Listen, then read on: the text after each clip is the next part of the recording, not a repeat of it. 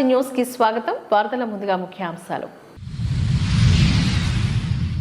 అన్న క్యాంటీన్ని 15వ తేదీన ప్రారంభించబోతా ఉన్నాం. ఆ రోజు మొట్టమొదటిగా 183 క్యాంటీన్లు ప్రారంభించాలని ఆలోచన చేశాం. మొత్తం 203 క్యాంటీన్లు ఉన్నాయి. మరి వివిధ దశల్లో మొత్తం 203 క్యాంటీన్లు కూడా ప్రారంభించడం జరుగుతుందని చెప్పేసి మనం చేస్తా ఉన్నాం.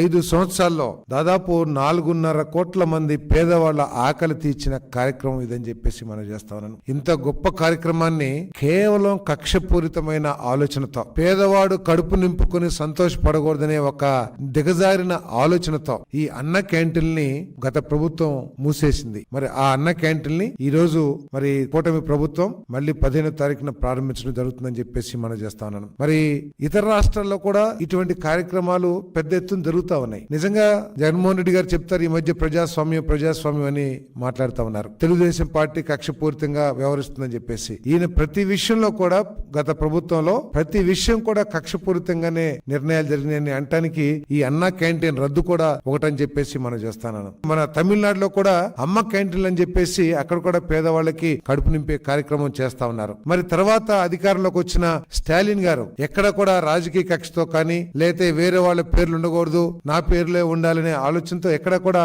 ఆ క్యాంటీన్ రద్దు చేస్తాం కానీ లేదు ఆ క్యాంటీన్ పేరు అమ్మ క్యాంటీన్ అనే పేరుని మారుస్తాను కానీ ప్రయత్నం చేయలేదనే విషయాన్ని గుర్తించాల్సిన అవసరం ఉందని చెప్పేసి మనం చేస్తాను.